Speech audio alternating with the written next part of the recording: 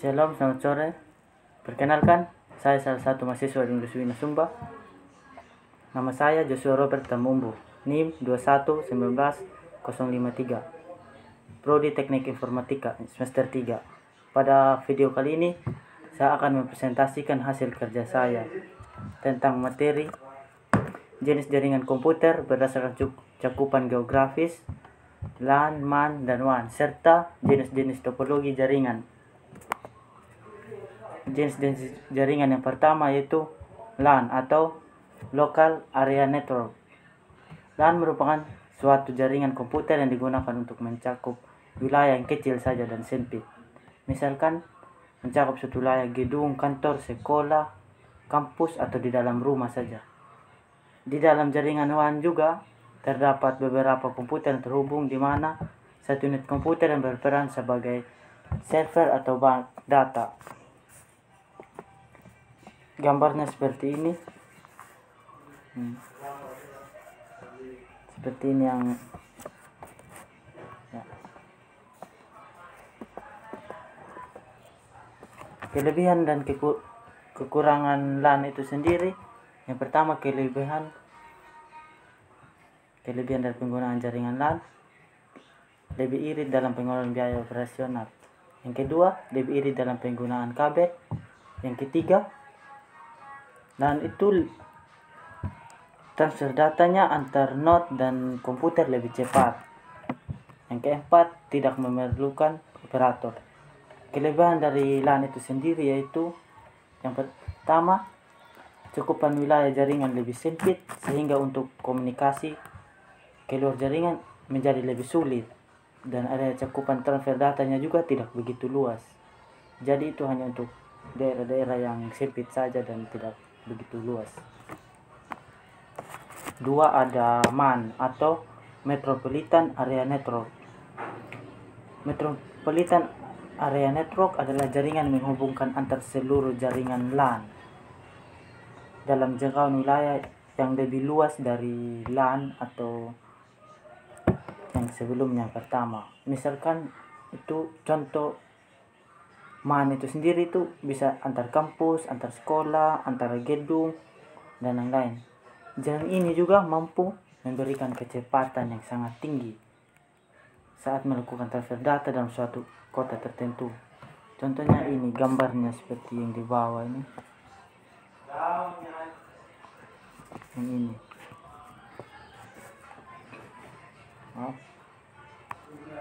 Kelebihan dari MAN yaitu yang pertama, cakupan wilayahnya lebih luas, sehingga mampu berkomunikasi lebih efisien.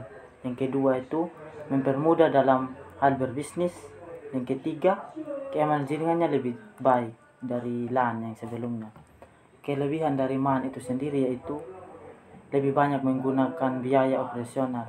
Kelemahan dari jaringan MAN itu sendiri adalah pertama, lebih banyak menggunakan biaya operasional, dapat menjadi target operasional oleh para cracker atau mengambil keuntungan pribadi. Mereka mengambil keuntungan pribadi itu para cracker. Yang keempat, untuk memperbaiki jaringan MAN itu diperlukan waktu yang begitu lama. Jadi tidak bisa jika kita mau memperbaiki jaringan MAN itu secara singkat.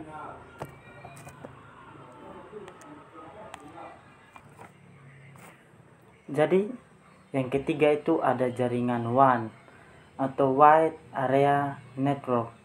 WAN atau Wide Area Network adalah jaringan yang menghubungkan jaringan komputer dalam jangkauan wilayah yang sangat luas atau sangat jauh.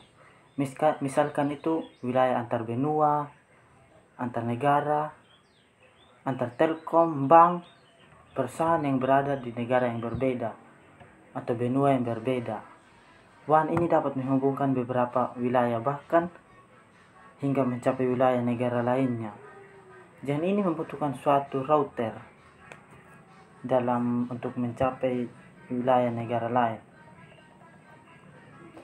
Untuk kelebihan dan kekurangan WAN itu, kelebihan penggunaan jaringan WAN itu yang pertama, cakupan wilayahnya sangat luas, lebih luas daripada LAN dan MAN.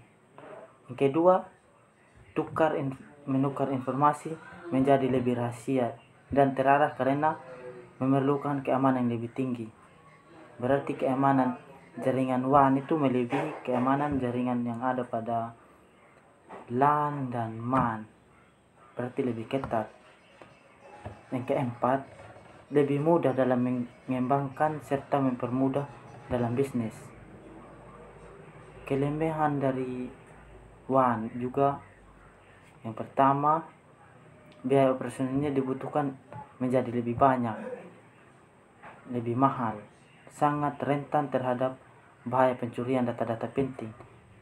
Perawatan untuk jaringan WAN menjadi lebih berat.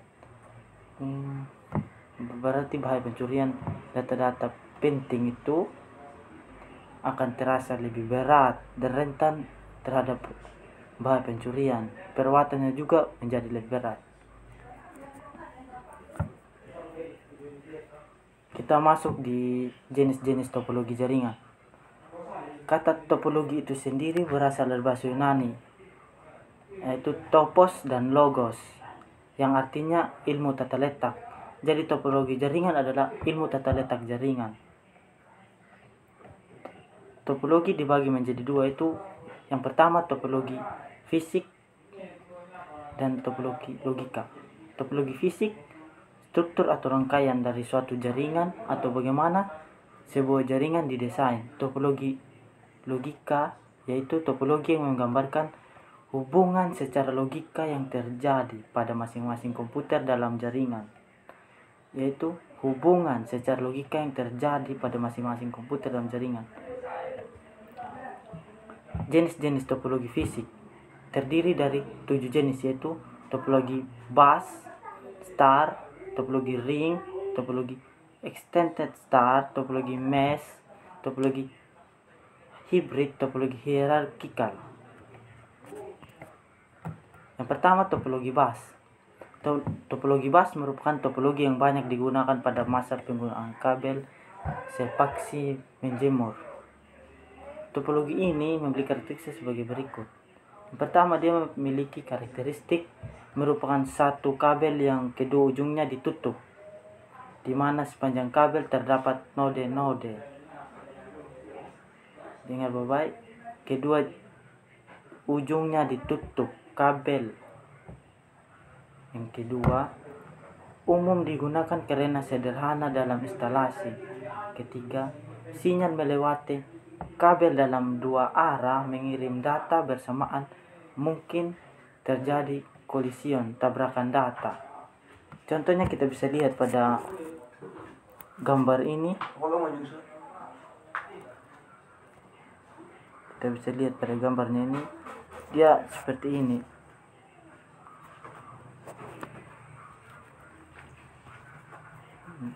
Gambarnya seperti ini. Dia seperti tali jemuran yang sepaksi menjamur.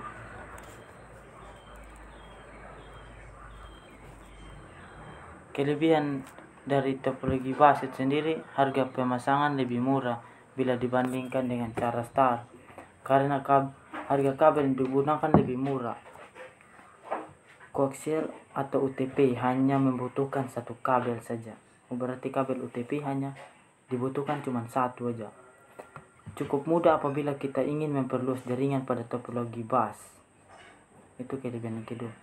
Kekurangannya, apabila terjadi kabel yang putus, semua komputer tidak dapat digunakan. Jadi jika ada salah satu kabel yang terputus dari jaringan atau komputer itu, maka semua komputer tidak akan dapat digunakan lagi. Kekurangan yang kedua itu sering terjadi tabrakan file data yang dikirim. Sering terjadi tabrakan file ketika ada data yang dikirim secara bersamaan. Untuk pengembangan yang ketiga, untuk pengembangan arah yang lebih luas mengalami hambatan. Jadi topologi bus itu ketika pengiriman atau pengembangan arah yang lebih luas lagi, itu akan terjadi hambatan sehingga memperlambat atau membatalkan untuk pengembangan itu. Yang kedua itu ada topologi star atau topologi bintang, yang merupakan bentuk topologi jaringan yang berupa konvergensi dari node tengah di setiap node atau penggunaan. Topologi jaringan bintang termasuk topologi jaringan dengan biaya menengah. Gambarnya seperti ini. Jadi topologi star itu gambarnya seperti bintang yang saling menghubung, tapi apanya di tengah-tengah dan dikelilingi oleh komputer yang lain. Kelebihan dari topologi star itu, jika satu kabel node terputus yang lainnya tidak terganggu. Jika satu kabel node terputus yang lainnya tidak akan terganggu. Tahap terhadap lalu lintas jaringan yang sibuk. Penambahan dan pengurangan station dapat dilakukan dengan mudah. Kemudahan deteksi dan isolasi kesalahan atau kerusakan pengembangan jaringan. Apabila satu komputer memang kerusakan dalam jaringan, maka komputer tersebut tidak akan dapat membuat mati seluruh jaringan star. Jika ada salah satu komputer yang kabelnya putus, tidak akan mengganggu komputer yang lain. Tidak sama tadi dengan topologi bus, jika ada satu kabel yang putus, makanya semua ikut mati. Jadi keuntungannya di situ juga. Untuk kelebihan topologi star, jika node tengah mengalami kerusakan, maka seluruh rangkaian akan berhenti. Boros dalam pemakaian kabel. Hub atau bagian tengah jadi elemen kritis menjadi kontrol terpusat. Jika hub terdapat masalah, maka jaringan tersebut akan down atau mati. Bagian tengah itu jika terjadi masalah, maka jaringan yang lain pun akan down atau mati.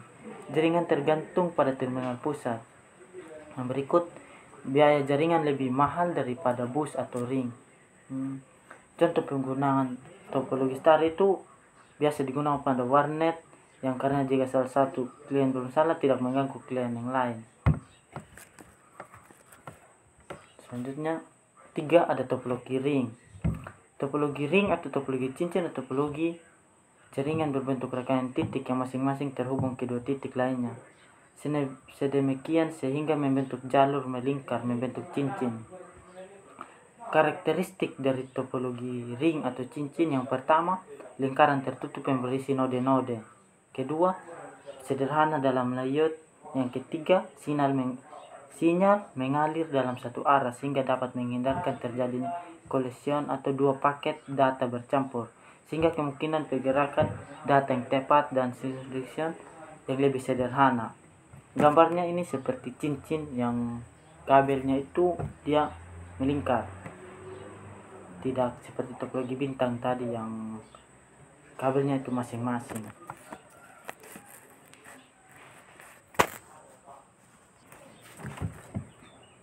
Berikut kelebihan dari topologi ring atau cincin. Kelebihannya, pertama, hemat kabel, tidak terlalu makan banyak kabel. Yang kedua, tidak akan terjadi tabrakan pengiriman data, karena pada satu waktu hanya satu node yang dapat mengirimkan data. Kekurangan dari topologi ring itu, yang pertama, PK kesalahan, sehingga jika terdapat gangguan pada satu node mengakibatkan terganggunya seluruh jaringan. Yang kedua, sulit mendeteksi kerusakan. Yang ketiga, dapat terjadi kolision. Jadi jika sulit mendeteksi kerusakan, akan terjadi kolision.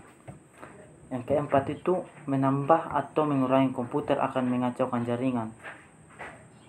Contoh penggunaan cincin itu cocok digunakan pada kondisi di sebuah rapat yang dimana susun jaringan anggotanya berbentuk lingkaran. Yang berikutnya ada topologi extended star. Topologi extended star adalah kombinasi karakteristik antara topologi star dan topologi bus, yaitu gabungan antara topologi star dan bus. Topologi ini terdiri dari kumpulan topologi star yang dihubungkan dalam satu topologi bus, sehingga backbone komputer dihubungkan dengan hub, sedangkan hub lainnya digabungkan dengan jalur tulang punggung atau backbone. Gambarnya seperti ini. dia ini ada terdiri dari 4 bagian di tengah dan saling bercabang-cabang yang seperti topologi star yang digabungkan atau dihubungkan dengan topologi bus. Berikutnya kelebihan dari topologi extended star dapat terbentuknya suatu kelompok yang dibutuhkan pada setiap saat, sehingga contoh perusahaan dapat membentuk kelompok terdiri atas terminal, pembukuan, serta pada kelompok lain dibentuk untuk terminal penjualan. Kekurangannya dari topologi extended itu yang pertama, apabila simpul yang lebih tinggi kemudian tidak berfungsi, maka kelompok lainnya yang berada di bawahnya akhirnya juga menjadi tidak efektif atau mati. Apabila simpul yang lebih tinggi kemudian tidak berfungsi, akan mengakibatkan kelompok lainnya yang berada di bawahnya itu juga ikut mati atau tidak efektif. Cara kerja jaringan pohon ini relatif menjadi lambat, extended star, atau dia disebut jaringan pohon.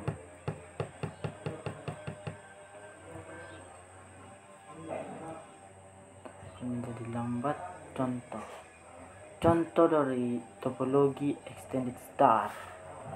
Contoh digunakan oleh suatu jaringan di sekolah dalam kondisi memiliki sebuah server data utama yang dapat diakses di setiap lab komputer di sekolah tersebut, dan setiap lab memiliki host utama atau server serta klien-klien yang dapat mengakses data utama dari server, tetapi harus izin atau permission ke host server yang di atasnya lebih dahulu. Jika ada host atau server di bawah yang ingin mengakses data utama, maka harus minta izin dulu ke host atau server di atasnya terlebih dahulu. Berikutnya topologi mesh. Yang 5, topologi mesh. Topologi mesh itu adalah suatu topologi yang memang didesain untuk memiliki tingkat restorasi dengan berbagai alternatif rute atau penjaluran yang biasanya disiapkan dengan dukungan perangkat lunak atau software. Topologi mesh itu harus disiapkan dengan dukungan perangkat lunak atau software. Gambar topologi mesh itu sendiri seperti ini. Ini seperti bintang ya, segi 5 yang dihubungkan dengan komputer-komputer lainnya berbentuk segi 5. Ya, selebihnya seperti itu. Kelebihan dan kekurangan topologi mesh. Kelebihannya itu sendiri relatif lebih mudah untuk dilakukan troubleshoot. Hubungan Decicats links menjamin data langsung dikirim ke komputer tujuan tanpa harus melalui komputer lainnya, sehingga dapat lebih cepat karena suatu link digunakan khusus untuk berkomunikasi dengan komputer yang situ saja, tidak digunakan secara beramai-ramai atau sharing. Berarti kekurangan juga dalam topologi mesh itu tidak bisa dilakukan secara beramai-ramai untuk menggunakan sharing. Yang kekurangan yang lainnya, privasi dan security pada topologi mesh lebih terjamin. Kelebihannya itu privasi dan security pada topologi mesh lebih terjamin karena komunikasi yang terjadi antara dua komputer tidak akan dapat diakses dengan komputer lainnya. Memudahkan proses identifikasi permasalahan pada saat terjadi kerusakan koneksi antar komputer. Kekurangannya membutuhkan banyak kabel, rumit dan biayanya lebih mahal. Jadi kekurangan topologi mesh yang pertama itu harus dibutuhkan banyak kabel, juga rumit pemasangannya, biayanya lebih mahal daripada topologi lainnya. Sulitnya pada saat melakukan instalasi dan melakukan konfigurasi ulang saat jumlah komputer dan peralatan yang terhubung semakin meningkat jumlahnya. Contoh topologi mesh cocok digunakan ketika kondisi yang cocok digunakan dalam suatu jaringan yang tidak terputus. Jadi suatu sama lain harus selalu terhubung satu dengan yang lain, sangat membutuhkan kecepatan yang lebih tinggi. berikut. Ya, yang keenam itu ada topologi hibrid. Topologi hibrid adalah kombinasi dari dua atau lebih topologi yang berbeda untuk membuat topologi hibrid. Ketika topologi dasar yang berbeda yang terhubung satu sama lain, mereka tidak menampilkan karakteristik dari setiap topologi satu tertentu. Ini adalah ketika itu menjadi topologi hibrida. Gambarnya itu seperti ini. Dia ada begini, serbunya begini, terus satu komputer ini memiliki cabang, ya, sama seperti ini, memiliki cabang begini, dan ini hub yang di tengah-tengah bercabang 4 seperti ini. Begitu pula ini seperti topologi cincin. Ini berbagai macam topologi yang digabungkan menjadi satu. Kelebihan dan kekurangan topologi hibrid. Yang pertama, topologi hibrid menambah koneksi perangkat lainnya lumayan mudah karena node baru dan atau periferal dapat dihubungkan ke topologi, dan kata topologi dapat dihubungkan dengan topologi hibrid dengan mudah. Kekurangan dari topologi hibrid itu sendiri, yang pertama pengelolaannya sulit, yang kedua biaya mahal dibandingkan topologi lainnya, yang ketiga instalasi dan konfigurasi topologi sulit. Instalasi dan konfigurasinya lebih sulit. Contoh topologi hibrid itu biasa digunakan pada suatu kawasan yang bisa dengan wifi atau wireless. Contohnya rumah, sekolah, kantor yang memiliki wifi begitu. Yang ketujuh ada topologi hierarkikal. Topologi hierarkikal ini berbentuk seperti pohon bercabang, terdiri dari komputer induk host yang di switch-nya dihubungkan dengan simpul atau node lain secara berjenjang. Jenjang yang lebih tinggi berfungsi sebagai pengatur kerja jenjang. Biasanya topologi ini digunakan oleh perusahaan besar atau lembaga besar yang mempunyai beberapa cabang daerah, sehingga data pusat bisa didistribusikan ke cabang atau sebaliknya. Kelebihan dari topologi ini, yang pertama datanya terpusat secara hierarki, sehingga manajemen data lebih baik dan mudah terkontrol, mudah dikembangkan menjadi jaringan yang lebih luas lagi. Kekurangannya, komputer di bawahnya tidak dapat dioperasikan apabila kabel pada komputer tingkat atasnya terputus. Yang kedua, dapat terjadi tabrakan file atau collision. Contoh, cocok digunakan pada sebuah perusahaan besar yang membutuhkan keefisiensi dan kecepatan dalam jaringan. Yang kedua ada jenis-jenis topologi logika. Jenis topologi logika itu terdiri dari 5. Itu yang pertama ada Ethernet, yang kedua token ring, yang ketiga local talk, yang keempat ada FDDI atau Fiber Distributed Data Interface, yang kelima ada ATM, Asynchronous Transfer Mode. 1. Ethernet sekarang ini paling banyak digunakan oleh seluruh umat manusia. Ethernet menggunakan metode akses yang disebut CSMA atau CD. Sistem ini dapat memperhatikan setiap komputer dalam kabel atau network sebelum mengirimkan data ke dalamnya. Ethernet lebih memperhatikan setiap keadaan dalam kabel network sebelum mengirimkan data ke dalamnya. Selanjutnya, kelebihan dan kekurangan dari Ethernet. Kelebihan dalam menggunakan Ethernet itu, yang pertama, kecepatan yang mengirim data mencapai 1000 Mbps sampai 1 Gbps. Cukup sederhana. Yang kedua, yang ketiga, mudah dalam menggunakan. Kekurangannya dari Ethernet itu adalah sering terjadi tabrakan data pada saat menggunakannya. Jadi kekurangan pertama itu dia sering terjadi tabrakan saat digunakan. Yang kedua, Jika pemakaiannya ramai, maka kecepatannya pun melambat. Jadi, jika banyak menggunakan topologi Ethernet, itu kecepatannya akan berkurang, dia semakin melambat. Tidak sama dengan jika digunakan tidak banyak, 1-2 orang begitu. Selanjutnya yang kedua ada topologi ring atau token ring. Token ring dikembangkan oleh IBM pada pertengahan tahun 1980. Hubungan komputer pada token berbentuk seperti cincin. Sebuah sinyal token berputar seperti lingkaran pada sebuah jaringan dari satu komputer menuju ke komputer yang lain. Contohnya seperti ini.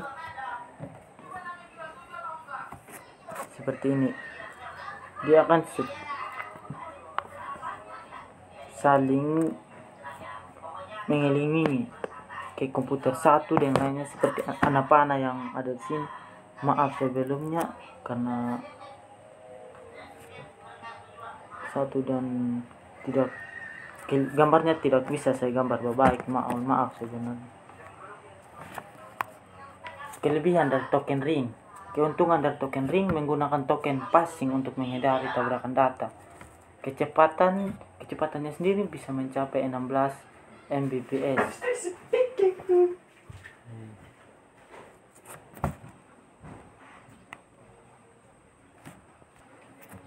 Maaf, saya ulang.